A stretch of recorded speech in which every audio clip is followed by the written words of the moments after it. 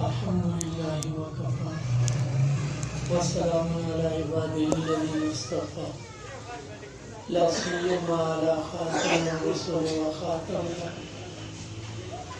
وعلى آله وصحبه الأصفياء والأتقياء أما بعد أعوذ بالله من الشيطان الرجيم بسم الله الرحمن الرحيم وهذا ذكر مبارك أنزلناه أفأنتم له منكرون صدق الله العظيم. اللهم صل وسلم وبارك على سيدنا ومولانا محمد وعلى آله وصحبه كما تحب وترضى عدد ما تحب وترضى.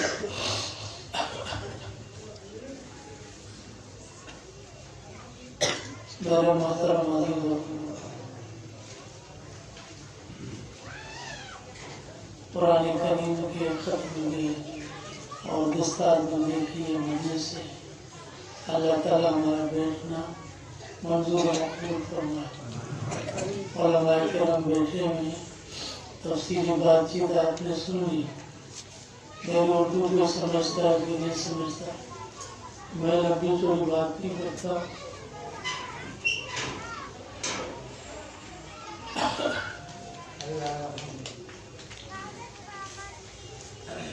اللہ تعالیٰ نے دنیا کی ضروریات کی جتنی چیزیں ہیں وہ انسان کے دماغ اور عقل سے اللہ تعالیٰ نے ان سے بنوائی اور اس کا پھیلا وہ آتا گیا.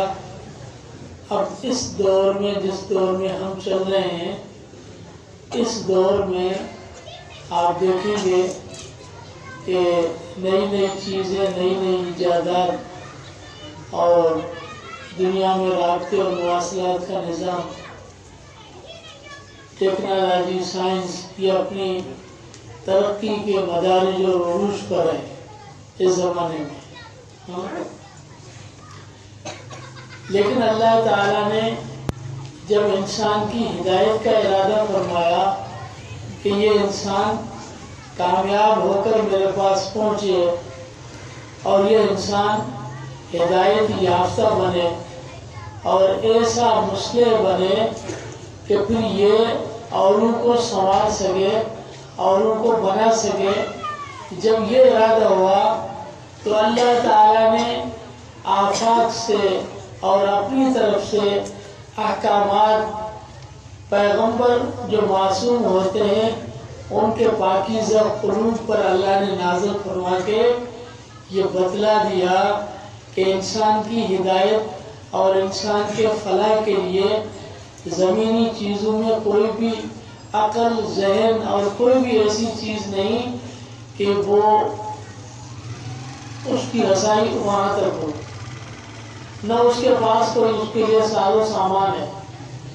جب ہدایت کی بات آئے گی، انسان کے اصلاح کی بات آئے گی تو پھر اللہ تعالیٰ کے احکام اور قوانین پر چلنا پڑے گا. اللہ تعالیٰ نے اس کے لیے وہ قانون نازل فرمائے. اگر انسان کی ہدایت کے لیے بھی انسان کی عقل کافی ہوتی تو پھر آسمانوں سے اتنے احکامات نازل کرنے کی کیا ضرورت تھی. پھر جس طرح دنیا کی ضرورت کی چیزیں ہم سمجھ سکتے ہیں، ہر دنیا کے چیز کو اللہ تعالیٰ نے ان کے ضرورت کی چیزیں، ان کا علم، رہن سہن، کھانا پینا، پہننا، اس کا طریقہ اور اس کے دفاع کا طریقہ اس کو اللہ نے سمجھا دیا، انسان کو بھی سمجھا دیا. اب اس خاص چیز کے لیے جو احکامات اور پیغمبروں کا سلسلہ ہوا، اس کا مقصد یہ کہ ہمارے عقلیں اس چیز کے لیے کافی نہیں ہیں جو انسان کی فلاح اور کامیابی کو سمجھ سکے. چنانچہ روز اول سے ہم دیکھتے آ رہے ہیں کہ انسان نے ذہنی فکر اور عقل سے جتنے بھی پروگرام اور ترقیاں کی ہے اور جتنی محنتیں کی ہیں وہ محنتی ساری کی ساری وہ مصنوعات پر ہے، یعنی مصنوعات تک پہنچے ہیں. اب آپ مثال دو کہ سائنس ٹیکنالوجی ترقی کرتے جہاز بنا لیا نا، اور کیا کمال کیا بتاؤ. بھئی جہاز بنایا اور یہ انسان جو ہے ایسی مشین تیار کی جس پہ سوار ہو کر چاند تک پہنچ گیا، یہ ہو گیا نا؟ یہ ساری مصنوعات کی محنت ہے، جو بنی ہوئی چیزیں مخلوقات کی محنت ہے۔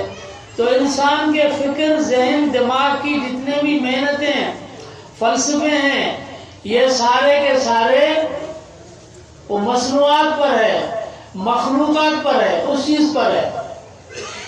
اور پہلے زمانے میں بہت بڑے بڑے فلسفے ہوتے تھے، آج بھی ماشاءاللہ یہ کے پی کے والے جو ہے نا، یہ فلسفے اور منطق کے بڑے بڑے ماہر ہیں۔ یہ حضرات علماء کرام جو بہت بڑے بڑے ماہر ہیں اور بڑی بڑی چیزیں جو ہے نا بیان کرتے ہیں۔ ارے بھائی تاریخ کو بھی بیان کرنا چاہیے کہ ان چیزوں نے ہمیں نقصان کتنا دیا ہے، صرف فائدے ہی فائدے بیان کرتے ہو، نقصان کیا دیا ہے۔ اس منطقیوں اور فلسفیوں نے ہمیں توہمات اور شکوک کی بنیاد پر رکھ دیا، ہمیں یقین کی زندگی سے نکال دیا۔ افلاطون نے اور ارسطو نے اور بولی سینا نے کیا ہمیں کیا نظریہ دیا ہے؟ طب اور حکمت کے علاوہ، جادوسی نسخوں کے علاوہ ہمیں یونان نے انسان کی ترقی کے لیے کچھ نہیں بتایا، حتیٰ کہ ہمیں اللہ تعالیٰ کی ذات تک بھی انہوں نے وہمی بنا کے پیش کر دی۔ ایسے دلائل اور مفروضوں پر بنیاد رکھی جو توہمات کی بنیاد پر ہے۔ میں نے بھی منطق فلسفہ پڑھا ہے، میں یہ سب چیزیں جانتا ہوں، لیکن بالکل مفروض ہے، مفروضوں پر۔ اور یہ مفروض میں اگر کوئی آگے تیز چلتا گیا تو اس کا انجام اور نتیجہ کیا ہے کہ معاد کا منکر ہو جائے گا، آخرت کا منکر ہو جائے گا، اور آسمانوں کو خلق و التیام سے پاک مانے گا، اور یہ کہے گا کہ یہ جہان قدیم ہے۔ تو یہ کیسے نظریات ہیں؟ جو چیز ہمیں وہمی بنا دے، شکی بنا دے۔ انبیاء کرام علیہ السلام کس لیے آئے؟ انبیاء کی محنت فکر، ذہن، دماغ پر نہیں ہوتی، نبی کی محنت دل پر ہوتی ہے۔ آفاق کی طرف سے اللہ تعالیٰ کے علوم جو پیغمبر کے سینے میں آتے ہیں، وہ سینے سے دوسرے کے سینے میں منتقل کرتے ہیں۔ حضور نے یہ نہیں فرمایا کہ میرے دماغ میں جو علم ہے وہ میں نے صدیق اکبر کو دیا۔ حضور نے یہ فرمایا ما القى الله فی صدری القیته فی صدر ابی بکر ما سب اللہ فی صدری سبقته فی صدر ابی بکر۔ اللہ نے مجھے جو علم دیے میرے سینے میں، وہ صدیق اکبر کے سینے میں منتقل کیے۔ بھائی دماغ کی کوئی بات ہے؟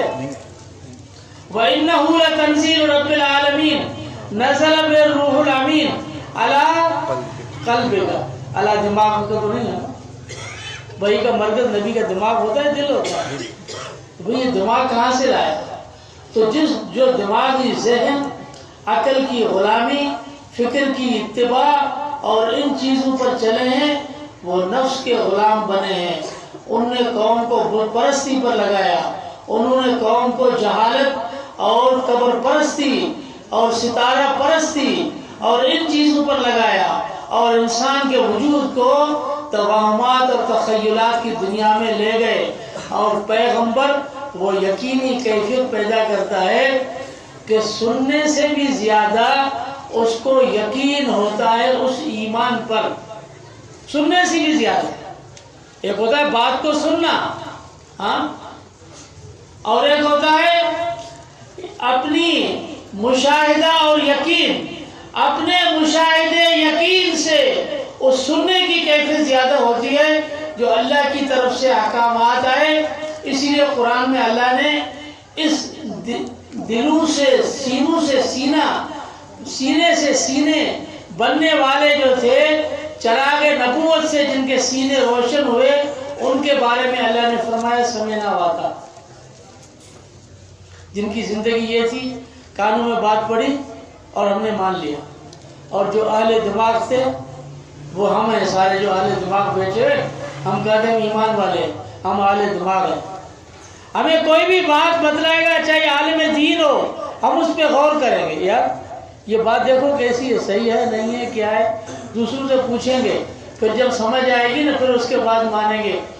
اللہ فرماتے ہیں کہ نبی نے جو سینے سے سینے بنائے، چراغ محمدی سے جو سینے بنے، جو انوارات اور علوم صحابہ کے سینوں میں آئے، ان کی کیفیت یہ بنی۔ اللہ فرماتے ہیں کانوں سے سنا، سوچا کچھ نہیں، انہوں نے کہا تھا ہم نے مان لیا۔ یہ غور فکر کرنا اور یہ دماغ کو چلانا، یہ کہا ہے دماغ کو تو ابو جہل نے چلایا تھا، دماغ کو تو عتبہ اور شیبہ نے چلایا تھا، یہ سارے جانبی ہو گئے، یہ کہاں کے چلے گئے، یہ تو اس طرف چلے گئے۔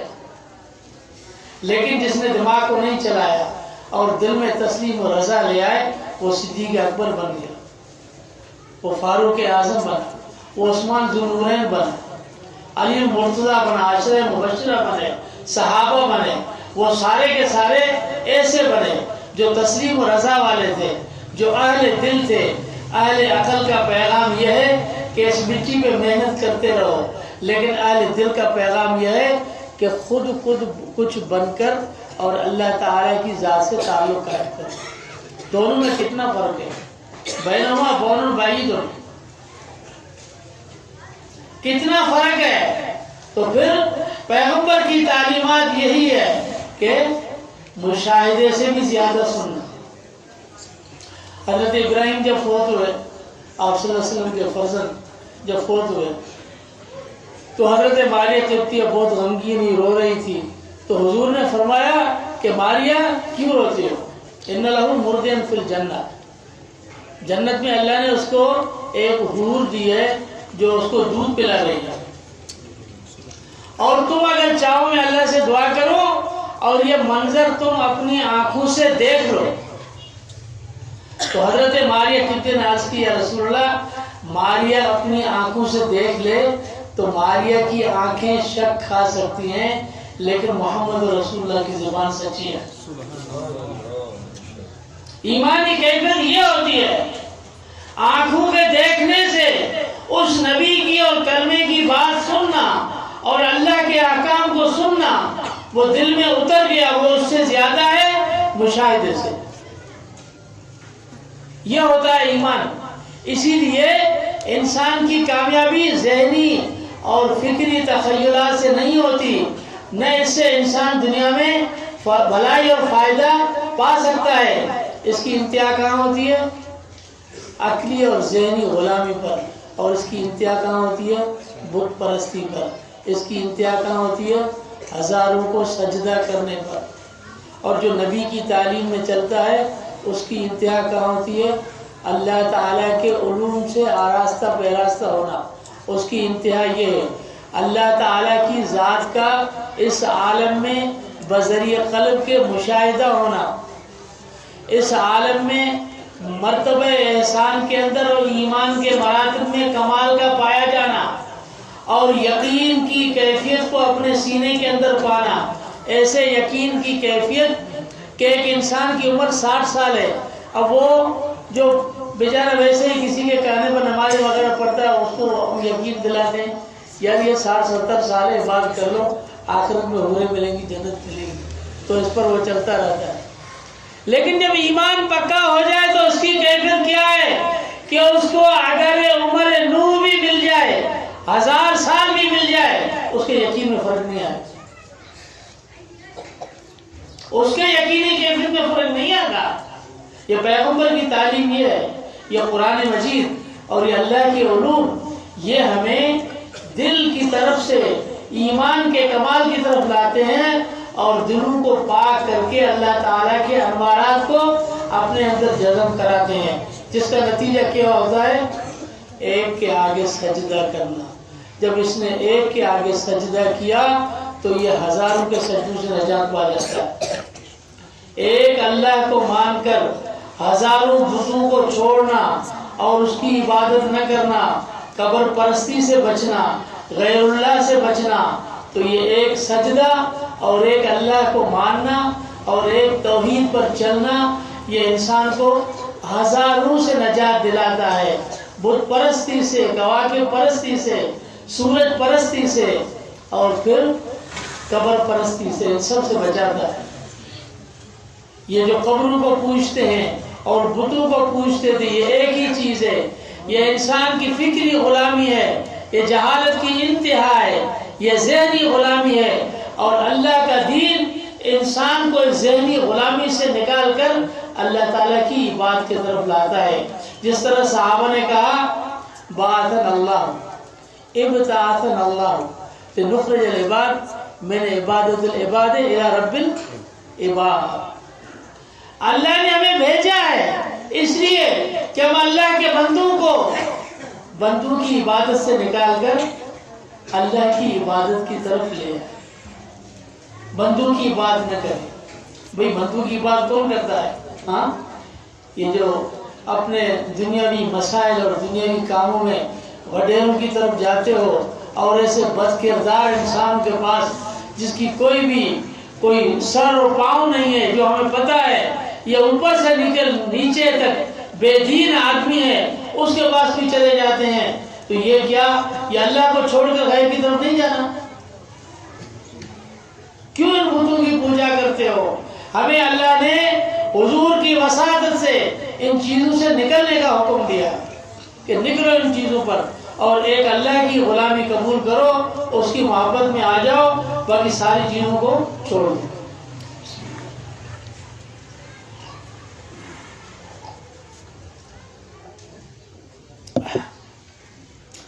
تو یہ جو علم دین حاصل کر رہے ہیں یہ ہمارے لیے اس قرون میں, اس زمانے میں سب سے بڑا سرمایہ ہے.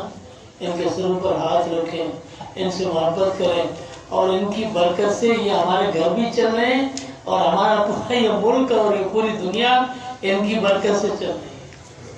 اللہ تعالیٰ ہمیں سمجھنے میں کریں.